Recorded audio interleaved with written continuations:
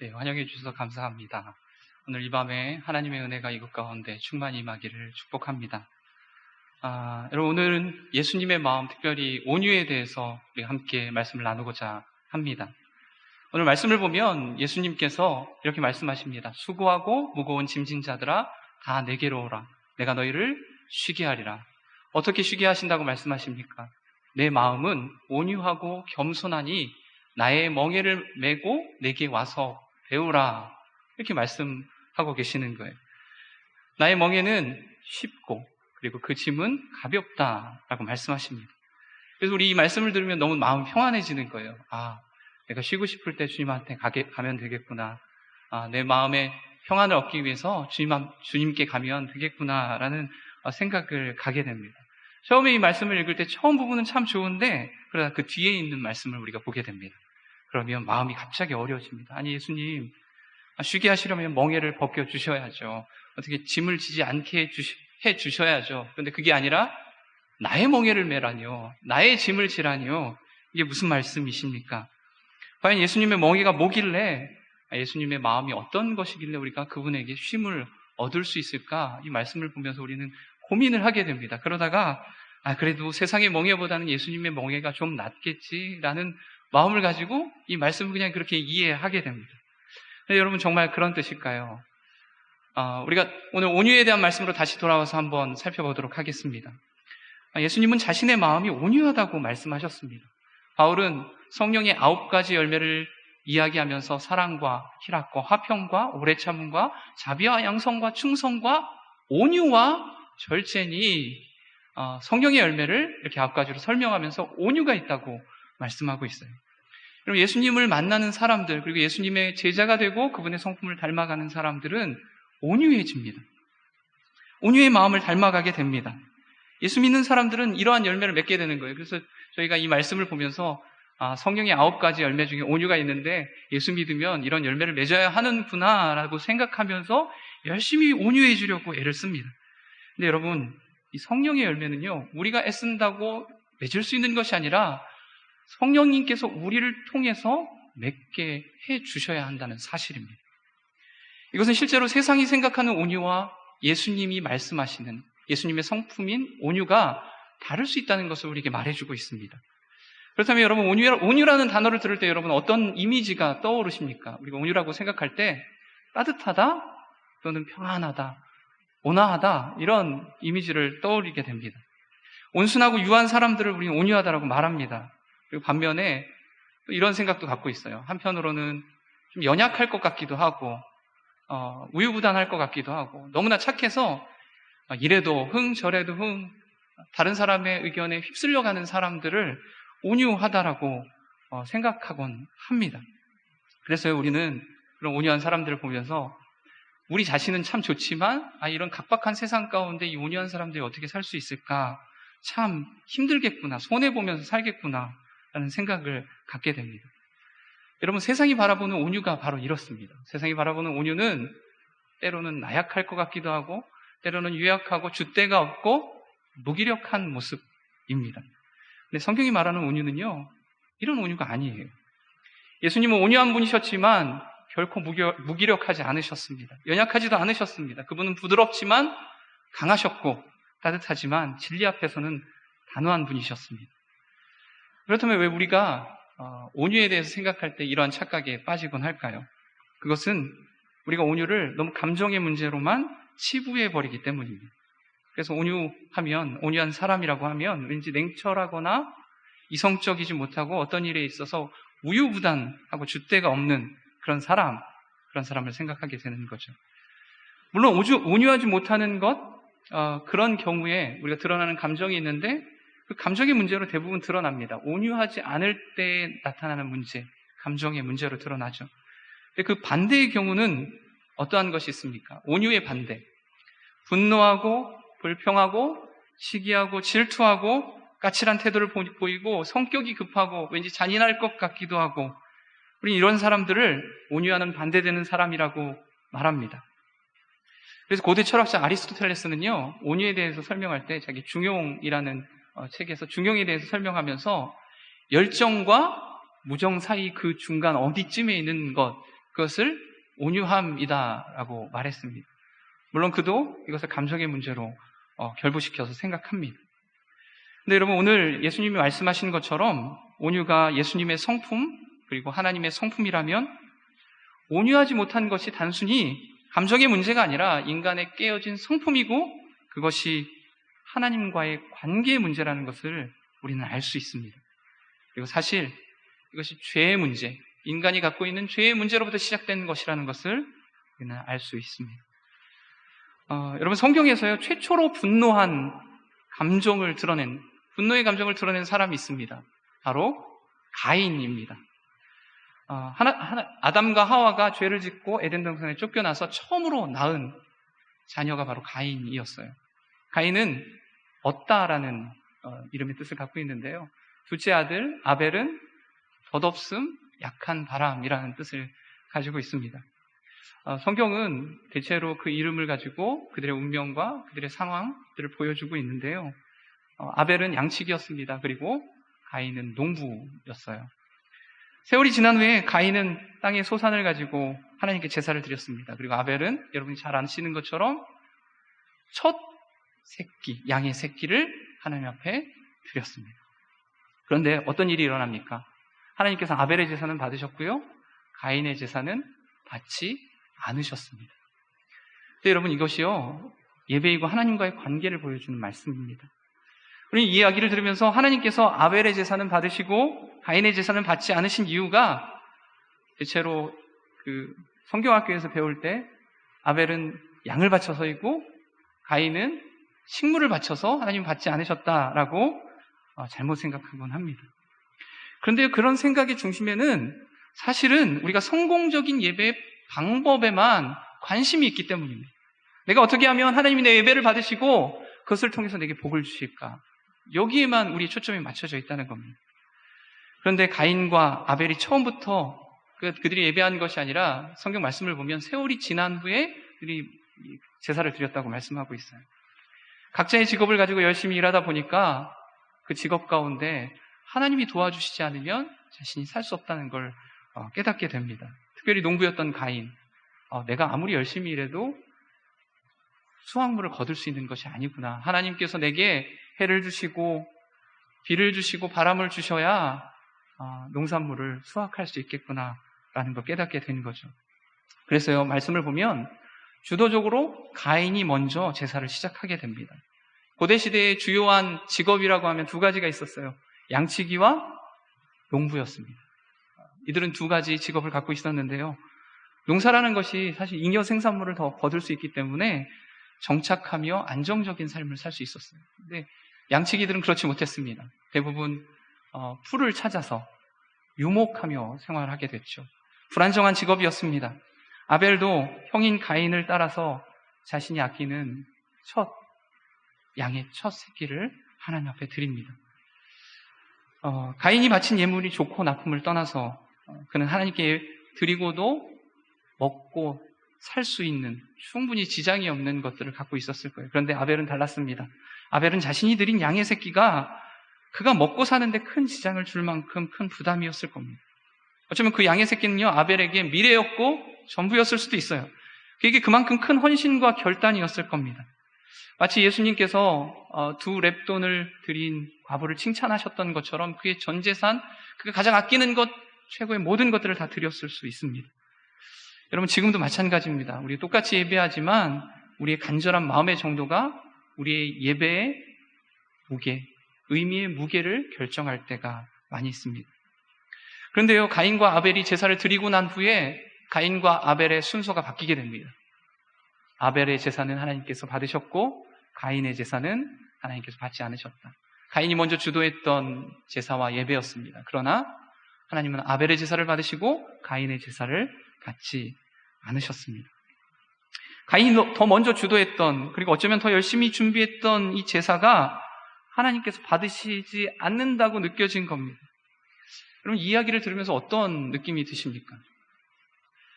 가인이 드린 제물의 가치가 떨어지는 것이 결코 아니었습니다. 성경에 어디에도 가인은 대충 예배를 준비했다, 제사를 준비했다, 그가 갖고 있는 것 중에 아무거나 가져다가 하나님께 드렸다라고 말하지 않습니다.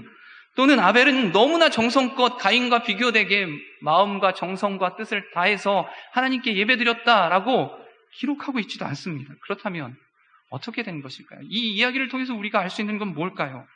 분명 아벨의 제사를 하나님 받으셨고요, 가인의 제사는 받지 않으셨습니다. 그런데 그것을 어떻게 알 수 있는 것일까? 그것은요, 가인의 반응에서 알 수 있는 것입니다. 당시 사람들은 일반적으로 이렇게 생각했어요. 제사의 결과, 복을 받는 거, 그거 하나님이 제사를 받으신 것이고 내가 복 받지 못하면 제사 받지 않는 거다라고 생각했던 거죠. 그들은요, 예물을 드리는 이유가 복 받기 위해서였습니다. 내 미래를 위해서 예물을 바치면 하나님 내 미래를 책임져 주실 거다, 더 복을 주실 거다. 그런데 여러분, 아벨이 제사를 드리고 곧바로 아벨이 복을 받게 된 겁니다. 반면에 가인에게는 특별한 일이 일어나지 않았습니다. 하나님이 가인의 제사를 받지 않으신 것이라기보다는 하나님은 아벨을 긍휼히 여기셨던 거예요. 그래서 그에게 특별한 복을 내리셨던 겁니다. 그런데 그 모습을 보고서 가인은 분노하고 얼굴빛이 변하게 됩니다. 그래서 하나님께서 이렇게 말씀하십니다. 창세기 4장 6절부터 7절에 있는 말씀입니다. 함께 읽겠습니다. 시작. 그러자 여호와께서 가인에게 말씀하셨습니다. 왜 화가 났느냐? 왜 고개를 떨구었느냐? 만약 내가 옳다면 어째서 얼굴을 들지 못하느냐? 그러나 내가 옳지 않다면 죄가 문 앞에 도사리고 있을 것이다. 죄가 너를 지배하려 하니 너는 죄를 다스려야 한다. 하나님은 가인의 분노가 옳지 않다고 말씀하고 계세요. 그의 제사의 문제가 아니라 이것은 그가 느끼는 감정의 문제였고 하나님과의 관계의 문제였습니다. 하나님은 가인에게 그 문제를 해결하라고 말씀하고 계세요. 가인은 분명 옳지 못한 분노의 감정을 표출했습니다. 그는 분노하는 것, 그 감정이 옳지 않다는 것을 알고 있었어요. 그러면서 하나님께서 그것이 옳지 않으니 너가 그것을 다스려라. 죄가 너를 다스리지 못하도록 그것을 다스려라 말씀하고 있습니다. 하나님은요, 가인에게 단순히 감정의 문제가 아닌 감정, 너 분노하지 마, 이런 것이 아니라 죄를 다스려야 한다라고 말씀하고 있는 겁니다. 제가 요즘 자주 보는 프로그램이 하나 있습니다. 개는 훌륭하다라는 프로그램인데요. 꼬박꼬박 챙겨보고 있습니다. 이 프로그램에서는 대체로 문제가 있는 개들이 나와요. 그리고 그 개들을 훈련시키는 훈련사가 나옵니다. 그 훈련사가 그 개들의 문제를 잘 파악해서 훈련시키고 교정해 줍니다. 주로 다른 개나 사람에게 위협적으로 짖고 물고 함께 생활하기 불편한 행동들을 하는 어려운 개들이 등장을 합니다. 근데 평소에는 괜찮다가 특정한 상황이 발생하면 난폭한 개로 돌변하는 겁니다. 근데 그 훈련사가요, 개를 훈련할 때 개를 훈련시키는 건 물론이지만 개의 보호자의 문제를 지적을 합니다. 그리고 그들의 행동도 교정시켜 줍니다. 왜냐하면 거의 대부분의 개의 행동의 문제는 개 안에 일어난 개의 문제를 뛰어넘는 개와 보호자의 관계 속에서 일어난 문제이기 때문입니다. 몇 주 전에 제가 이 프로그램을 보는데요, 문제개로 레브라도 리트리버가 나왔어요. 이 개는 굉장히 온순한 개입니다. 사람들을 너무나 좋아하는 개예요. 리트리버잖아요. 근데 평소에는 아무런 문제가 없습니다. 그런데 다른 개만 보면 사나워집니다. 짖고 물고 다른 개를 죽이기까지 했습니다. 왜 이런 일이 일어났을까? 그 훈련사가 이것을 보호자와 이야기하면서 이렇게 얘기합니다. 개와 만족스러운 관계를 보호자가 개와 만족스러운 관계를 맺지 못했기 때문입니다. 근데 추적해 보니까요, 개가 어렸을 적에 보호자가 충분히 개와 함께 관계를 형성하고 그를 훈련시키는 과정을 겪어야 했는데 보호자가 그렇지 못했던 겁니다. 개들이 몰려있는 개카페에 그냥 그 자기 개를 거기다 갖다 놓고 다른 개들과 그냥 친하게 지내라 라고 하고 훈련과 또 관계 맺는 일은 게을리 했던 겁니다. 아직 보호자와 관계가 형성되지 않는 그 상황에서 그 어린 개가 많은 개들 속에서 치열하게 싸우고 또 그래서 두려움을 느꼈습니다. 그리고 보호자에게 사랑받기 위해서는 다른 개들을 해치고 보호자에게 가야 됐어요. 그래서 다른 개가 다가올 때마다 짖고 물고 사납게 변하는 건 그 어렸을 적 보호자와 형성되지 못했던 관계 때문이었다는 겁니다. 그래서 훈련사가 보호자에게 이렇게 말합니다. 보호자와 관계가 잘 형성된 건강한 개는요, 다른 개들에게 주의를 기울이지 않습니다. 보호자와 함께하는 시간이 제일 좋고 보호자와 노는 것이 제일 행복합니다. 제일 재밌습니다. 그래서 다른 개를 신경 쓰지 않아요. 라고 말하는 겁니다. 보호자로부터 충족되지 못한 관계, 그 관계 속에서 그가 충족하지 못한 욕구가 두려움을 낳게 되고 잘못된 방식으로 해소하게 된 겁니다. 보호자의 관계의 문제가 그 개를 불안하고 두렵게 만들고 사납게 행동하게 만든 겁니다. 여러분, 우리도 마찬가지입니다. 만약 우리가 하나님과의 관계, 그 관계 속에서 충분히 하나님이 나의 보호자가 되시고 나를 인도하시는 그분이다라는 것을 우리가 누리지 못한다면, 안정감을 누리지 못한다면 여러분, 우리 마음 가운데 온유함은 없습니다. 주변의 사람들이 뭐라 하건, 세상이 뭐라 하건 만약 온유함을 지니고 있는 사람이라면, 하나님이 나의 보호자가 되시고 인도자 되신다는 것 사실을 믿고 순종하고 따라가는 사람이라면 어떠한 일이 일어나건 두려워하지 않고 분노하는 것이 아니라 주님이 주신 평안 안에 머물 수 있는 겁니다. 제가 이 말씀을 묵상하면서 떠올렸던, 온유라는 말씀을 묵상하면서 떠올렸던 한 인물이 있습니다. 바로 모세라는 인물입니다.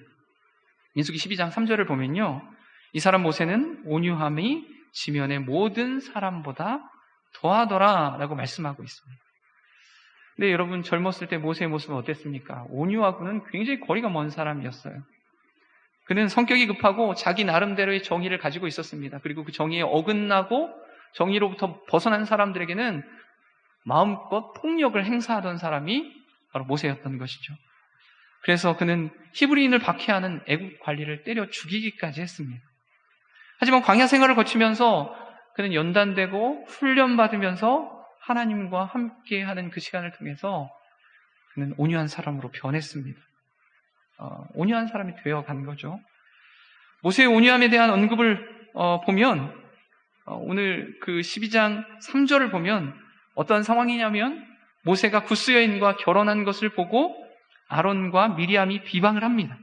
그런데 이 문제 앞에서 미리암과 아론은요, 사실만을, 팩트만을 지적한 것이 아니라 하나님이 너하고만 말씀하셨느냐, 우리하고는 말씀하시지 않느냐라고 그의 권위의 문제를 지적합니다. 근데 그 순간 모세는요, 인간적인 대응을 하지 않습니다. 그 비난을 묵묵히 그냥 받아들이는 거예요. 자신의 감정을 드러내기보다는 잠잠히 묵상하면서 하나님의 뜻이 무엇인지를 기다리는 것이죠. 사실 이것이 일어난 배경이 있습니다. 11장에 또 다른 배경이 있는데요, 이전까지 미리암과 아론은 모세와 함께 이스라엘의 리더십으로서, 권위 있는 예언자로서 인정을 받고 있었습니다. 그들에게도 하나님이 말씀하셨고 선지자의 권위를 지니고 있었습니다.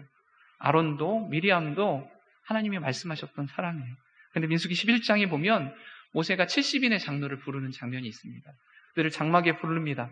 그런데 그때 하나님께서 그 70인의 장로들에게 하나님의 영을 내려주시고 예언을 하게 하십니다. 그런데요, 장막으로 70인의 장로를 불렀는데 그 중에 와야 되는데 오지 않은 엘닷과 메닷이라는 사람이 있었어요. 그가 장막에 와야 되는데 장막에 있지 않고 자신의 진영에 머물러 있었습니다. 그런데 그들에게도 하나님의 영이 임하고 그곳에서 예언을 하게 된 겁니다. 그 모습을 보면서요, 여호수아가 모세에게 가서 말합니다. 이 사람들이 예언하는 것을 멈추도록 하십시오.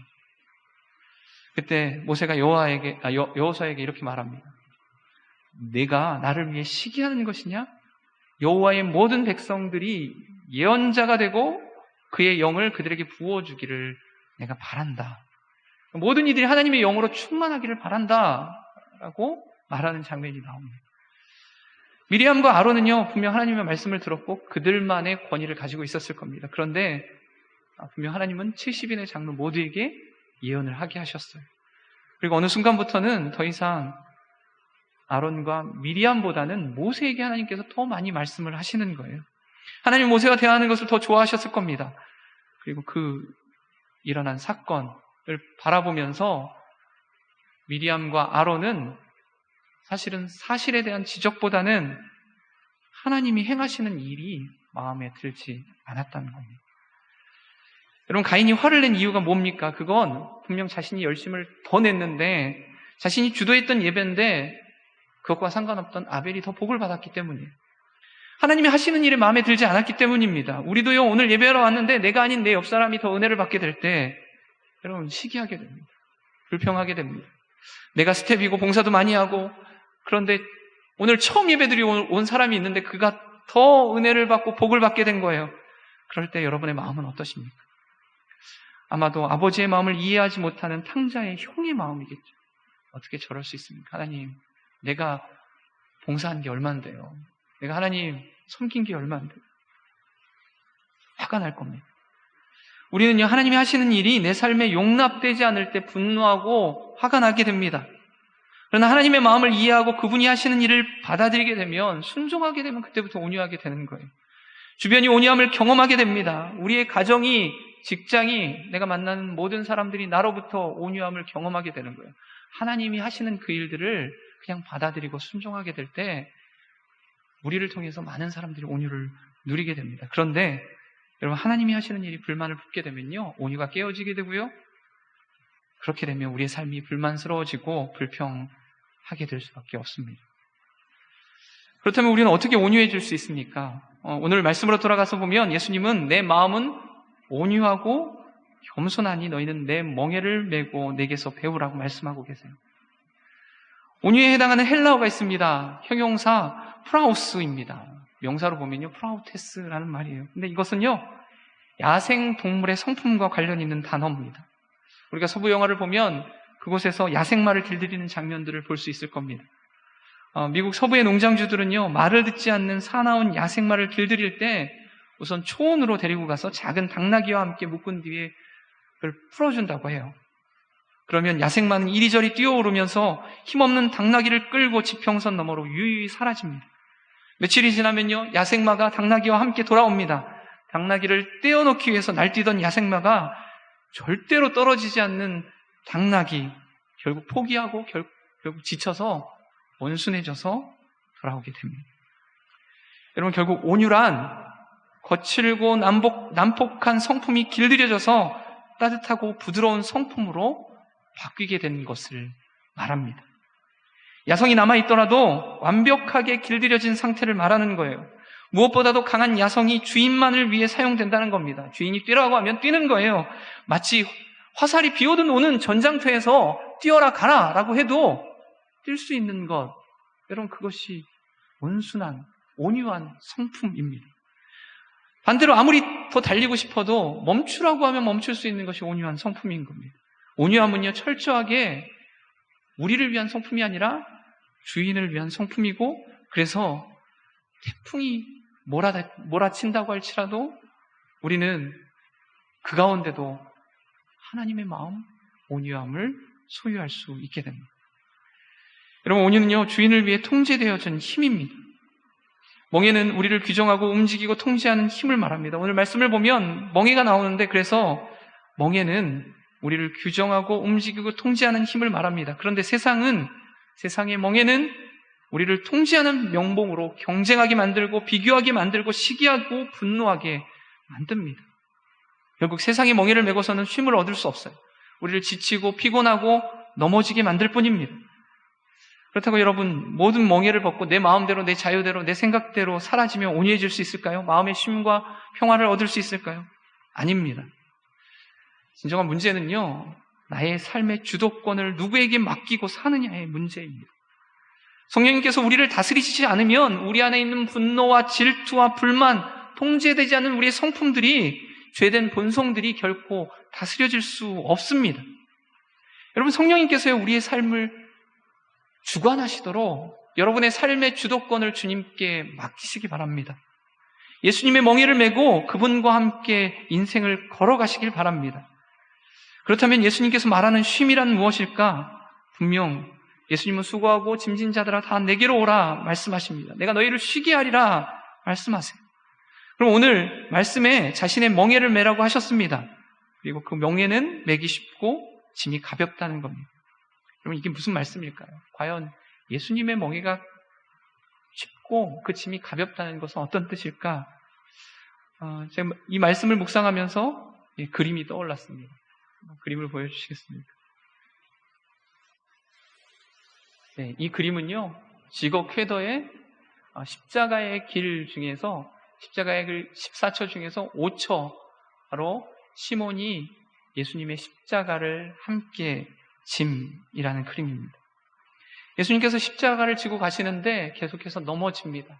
그래서 로마 군병들이요 시골에서 올라온 구레네 시몬에게 함께 그 십자가를 지게 합니다. 구레네 시몬은 얼떨결에 예루살렘에 올라왔다가 예수님의 십자가를 함께 지고 갑니다. 그리고 예수님의 십자가를 지는 영광을 누리게 됩니다. 근데 이 그림을 한번 보시면요, 그 십자가가 여러분 예수님 쪽으로 기울어져 있는 것을 보게 됩니다. 우리가 그 십자가를 지는 것처럼 보이지만 사실은요, 예수님께서 그 십자가를 지고 가시는 거예요. 그리고 우리는 그분의 십자가를 지는 것만으로 그분과 하나가 되고 그분을 닮아갑니다. 이 그림을 보시면 두 사람의 얼굴이 닮아 있는 것을 봅니다. 예수님과 시몬의 모습은 하나로 밀착되어 있고요, 그 얼굴은 매우 닮아 있습니다. 여러분, 예수님의 멍에는요, 예수님의 십자가입니다. 그리고 그 십자가를 질 때 내가 나르는 것처럼 보이지만 사실은 예수님이 우리를 알라주십니다. 우리를 인도해 주십니다. 우리에게 그 멍에를 매라고 하는 것은 올바른 그 멍에를 통해서 우리가 수고하고 짐을 지고 고통스럽게 여겨지는 것이 아니라 예수님의 십자가를 통해서 올바른 길로 가게 만드시는 거예요. 여러분, 예수님의 십자가를 지시기 바랍니다. 그분의 십자가를 메고 예수님께 배우십시오. 그러면 우리의 영혼이 쉼을 얻게 될 것입니다. 예수님은요, 우리에게 십자가를 지는 것, 예수님의 멍에를 지는 것, 그리고 예수님의 마음을 담는 것, 그것을 통해서 우리가 바로 영혼의 쉼을 얻게 될 것이라고 말씀하셨습니다. 그리고 예수님은 마태복음 5장 5절에 온유한 자가 받는 복에 대해서도 우리에게 말씀을 해주시는데요. 함께 읽겠습니다. 시작. 온유한 자는 복이 있나니 그들이 땅을 기업으로 받을 것이며. 여러분, 온유한 자가 받게 될 땅의 기업은 무엇일까요? 어떠한 땅을 받게 될 것인가? 요즘 부동산이 많이 비쌉니다. 정말 예수님 믿는 사람들에게 진짜 땅을 주시는 것일까? 서울에 있는 어느 교회의 청년들이요, 노숙자를 위한 사역들을 하면서 겪은 일이었습니다. 그들이 노숙자 사역을 하면서 모든 노숙자분들에게 아버님, 아버지 이렇게 불렀어요. 뭐 필요한 것 없으십니까? 제가 어떤 것 도와드릴까요? 하면서 자주 노숙자 사역에 가서 그분들의 이야기를 들어드리고 친절하게 노숙자들을 섬겼습니다. 음식을 제공하고요, 하소연을 또 들어드렸습니다. 근데 어느 날 한 노숙자분이 오시더니 열심히 봉사하는 청년을 막 때리기 시작하는 겁니다. 한 대, 두 대, 조금 때리다가 말 것처럼 보였는데 계속해서 때리는 거예요. 구타하듯이 때리기 시작했습니다. 처음에는 그 청년도 그분이 때리는 것을 막다가 이내 막는 것을 포기합니다. 왜 그랬냐면요, 그 노숙자분이 이렇게 얘기하는 것을 들었기 때문이에요. 너희 예수쟁이들 고작 먹을 것 좀 줬다고 어제 설교나 하고 누굴 거지로 알아? 이 말을 들었던 거예요. 그래서 이 말이 마음에 걸려서 그 청년이 계속 죄송합니다 하면서 끝까지 그 노숙자분의 때리는 것들을 다 마쳤습니다. 마침내 그 노숙자분이요, 때리는 것을 멈추고 이제 때리기를 멈추고 그만둘 때 청년이 이렇게 물어보았어요. 이제 좀 분이 풀리셨습니까? 화난 것이 좀 풀리셨어요? 다음에 와서 제가 또 말씀을 들어드리겠습니다. 말씀을 나누겠습니다. 그리고 돌아서는데 그 노숙자분이 그 청년을 이렇게 불러 세우는 겁니다. 청년 일로 와봐. 그냥 가지 말고 기도는 해주고 가야지. 기도는 해주고 가야지. 그분의 마음이 많이 누그러진 겁니다. 여러분, 만약 그 청년이요 계속해서 막았다면, 또는 때리는 그 노숙자분의 행동과 똑같이 맞대응해서 싸웠다면 어땠을까요? 하지만 그 청년은 그러지 않았고요, 그것 때문에 노숙자의 상처난 거친 마음을 모두 받아주고 누그러뜨려 주었습니다. 어떻게 그럴 수 있었을까요? 오늘 온유한 자는 복이 있나니 그들이 땅을 기업으로 받을 것이며 말씀합니다. 예수를 믿는 우리가 받을 수 있는 땅은 무엇입니까? 그것은 바로 예수님입니다. 예수님이 우리의 설당이 되어주시는 겁니다. 세상에 넘어지고 지치고 피곤한 우리에게 딛고 일어설 땅이 되어주십니다. 그래서 온유는요, 예수님께서 그러하셨듯이 만나는 모든 사람들을 다시 일어서게 할 설당이 되어주는 사람으로 변화되는 겁니다. 온유한 마음은요, 내가 좋고 싫고로 사람을 나누지 않습니다. 선한 사람인지 악한 사람인지 그것을 나누지 않아요. 모두를 다 받아줍니다. 그리고 나중에는 그들을 품에 안아서 예수님의 마음으로 변화시켜 줍니다.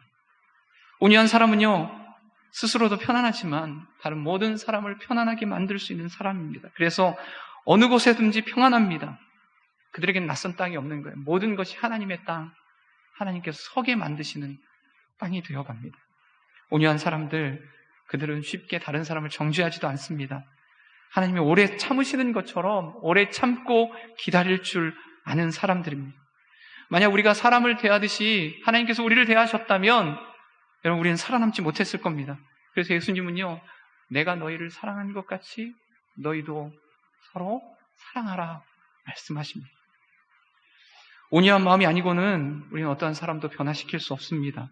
여러분, 온유한 사람에게 주어진 땅은, 그 기업은 넘어진 자들을 딛고 서게 하는 땅, 그리고 그들을 품어서 그들에게 또 아름다운 열매를 맺게 할 옥토와 같은 땅입니다.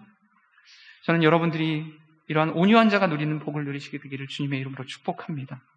그리고 여러분을 통해서요, 여러분의 가정과 직장과 여러분이 머무는 모든 곳에서 하나님의 나라가 임하게 되기를 주님의 이름으로 축복합니다.